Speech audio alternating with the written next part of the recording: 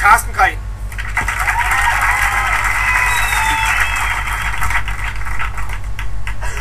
Jeg kan godt sige, det er eddermame svært at skrive 3 minutters comedy, altså. Når jeg ikke engang kan huske 3 minutter fra i går, altså. Nå, det kan godt være, at mit show kommer til at bære lidt præg af det, altså, det vil jeg gerne sige. Kender I det, man vågner med bræk i sengen og skidt i bukserne? Men jeg blev sammen med Løgmand sendt ud at være fodboldfan. Det var eddermame med et fedt job, det var det altså. Jeg vil sige sådan, at jeg drak mig stiv. Og først da jeg fik at vide, at jeg skulle være fodboldfan, så tænkte jeg, det går jo virkelig ikke, fordi jeg aner jo intet om fodbold. Men fandt ud af, at det behøves man ikke, så længe man ved, hvad det vil sige at drikke sig fuld og kaste op en søndag eftermiddag. Så er det sgu fint. Og det er en fordel, det der med at drikke sig virkelig hurtigt stiv, fordi at efter jeg havde drukket, jeg tror jeg var oppe på 39 shots, så begyndte jeg sgu at forstå det sprog, de snakkede også. Men jeg vil gerne give 5 hatte til Randers fans, det vil jeg sgu give. Ja, det vil jeg gerne. Prøv at høre. Det siger jeg ikke kun for at få stemmer. Jeg gør. Ej, jeg vil sgu gerne give dem 5 hatte, fordi de eddermame gode til at drikke sig stive. Jeg har jo ikke set så mange stive mænd, siden dengang jeg mistede min mødom. Hvad? Var I også der?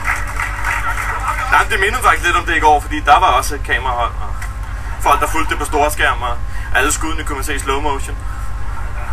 Og der var også nogen, der klædte sig ud som heste. Det var sgu virkelig, virkelig mærkeligt. Hvis der er nogen af jer, der ikke har set det, kan I gå ind på nettet, og når trækker en www.carstengren.au. Men altså, må jeg spørge... Var der en, der klappede? Nej, du er sgu sød. Må jeg spørge pigerne herinde, hvor mange af jer synes, at mænd i fodboldtøj, der drikker stive, er charmerende? Ingen? Synes I, at folk er så uschammerende? Mænd er så uschammerende? Ja? Men så forstår jeg fandme ikke, hvorfor det lykkedes mig at score i går. Jamen, det gjorde det. Det lykkedes mig at score en af de her piger, der gik rundt og solgte fadøl. Det var sgu... Det var skide godt. Det var... Hun var sgu en... en sød lille... Eller ikke så lille. Lidt kraftig sag, jeg fik med hjem på hotellet der. Det var mærkeligt, hun insisterede på, at jeg kun knaldede hende i røven. Og suttede hendes pæk. Det var sgu da Nalle for helvede. Ej, Nalle igen, mand. Du får mig også hele tiden. Vidste I godt, at der faktisk bliver afholdt VM i fodbold for bøsser?